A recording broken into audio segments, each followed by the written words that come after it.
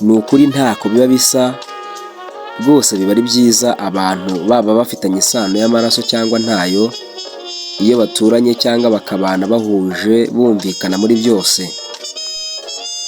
Bibiliya nayo irabivuga neza muri Zaburi 133 iti dorere erega ni byiza, ni iby'igikundiro k'abavandimwe baturana bahuje, bimeze nk'amavuta y'igiciro cyinshi yasutswe ku mutwe agatembera mu bwanwa bwa Aroni, agatembera ku misozo y'imyenda ye, kandi bimeze nk'ikime cyo kuri Herumoni kimanukira ku misozi y'i Siyoni, kuko aho ariho Uwiteka yategekeye umugisha, ari wo bugingo bw'iteka ryose.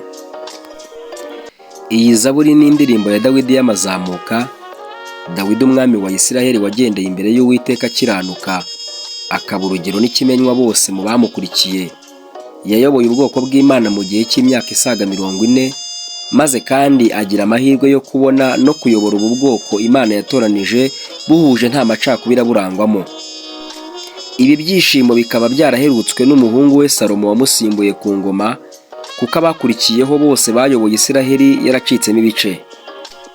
Umwami Dawidi muri iyi Zaburi dusomye yagize ati ni byiza, ni iby'igikundiro k'abavandimwe baturana bahuje, maze atanga ingero ebyiri zerekana ibyo byishimo biva mu guhuza no gushyira hamwe k'ubwoko bw'Imana.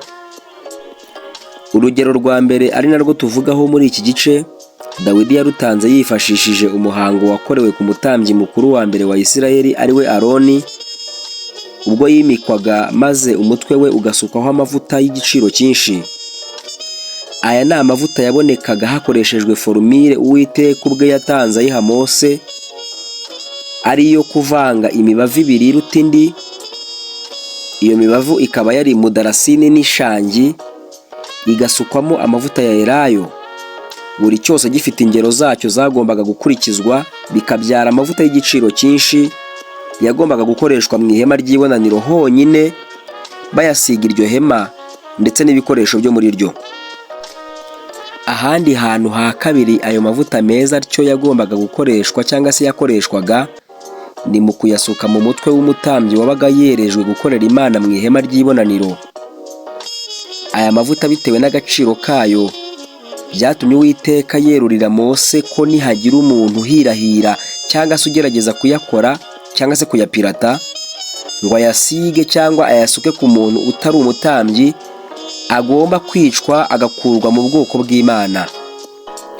Ubwo nyine byumvikane neza ko iyi mpumuro nziza y'aya mavuta nta handi washoboraga kuyisanga keretse muri ofisi cyangwa muri biro y'Imana, ari ryo hema ry'ibonaniro, ndetse no ku mutambyi wabaga ahumura ukwe kwihariye bitewe n'aya mavuta.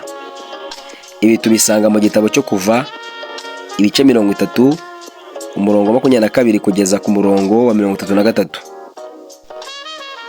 Aroni umutambyi wa mbere wasutsweho aya mavuta y'igiciro cyinshi, umutwe we niwo Mose yasutseho. Ubundi umutwe ni igice cy'ingenzi cyane ku mubiri w'umuntu, kuko kibarizwaho ubwonko ndetse n'ingingo z'ibyiyumviro zituma umuntu yihuza akanagenzura ibimukikije, icyo twita les organes de sens. Inyinshi muri zo zikaba zibarizwa ku mutwe, arizo amaso, amatwi, amazuru, ururimi ndetse n'uruhu. Umutwe wa Aroni rero wagize umugisha maze utegekerwa n'Imana gusukwaho amavuta, ariko ntiwabyihererana wonyine, ahubwo n'ubwanwa n'igihimba, amaboko n'amaguru, ndetse kugeza ku misozo y'imyenda ye yabaga itenderaho imbuto z'amakomamanga nayo yagezweho n'amavuta. Numva nta shema ryari kuba ribirimo iyo umutwe wa Aroni uba ukayanganaho amavuta, mu gihe izindi ngingo z'umubiri we zikakaye zishwe n'umwera. Nawe niko byumva? Ibi byose byakorewe ku mutambyi mukuru Aroni, ariko kandi Imana ibisohoza mu isezerano rishya kuri Kristo wasizwe, imugira umutambyi mukuru kandi imugira umutwe w'itorero, maze imusiga amavuta yo kwishima nk'uko tubisoma mu rwandiko rwandikiwe Abaheburayo igice cya 1 umurongo wa 9, ndetse imusigira guhumura impumyi, kumenyesha imbohe ko zibohowe, gukiza ibisenzegeri no kubwira abagwaneza ubutumwa bwiza, ndetse no kuvura imvune zo mu mutima. Yesaya 61 umurongo wa mbere kugeza ku wa 2.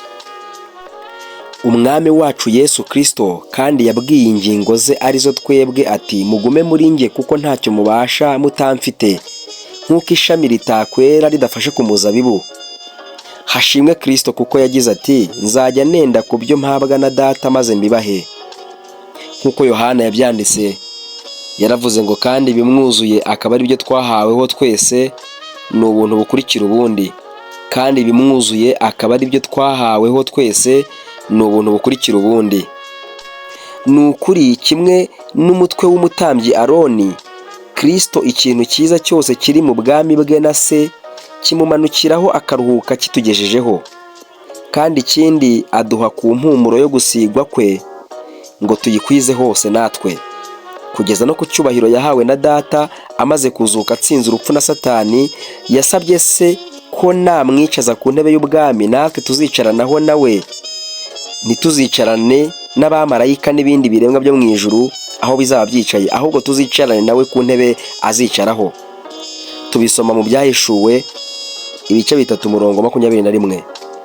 Handitswe ngo unesha nzamuha kwicarana nanjye ku ntebe yanjye y'ubwami, nk'uko nanjye nanesheje nkicarana na Data ku ntebe ye. Unesha nzamuha kwicarana nanjye ku ntebe yanjye y'ubwami, nk'uko nanjye nanesheje nkicarana na Data ku ntebe ye. Nsoza iki gice cya mbere, reka mbabwire ko Kristo ari we mutwe w'itorero, kandi imigisha yose y'umwuka yo mu ijuru imumanukiraho, maze natwe tukayiheshwa no kuba muri we. Niba uri muri Yesu neza, gumamo. Mbararikiye gukurikirana igice cya 2 gikurikiraho. Muhabwe umugisha n'Imana.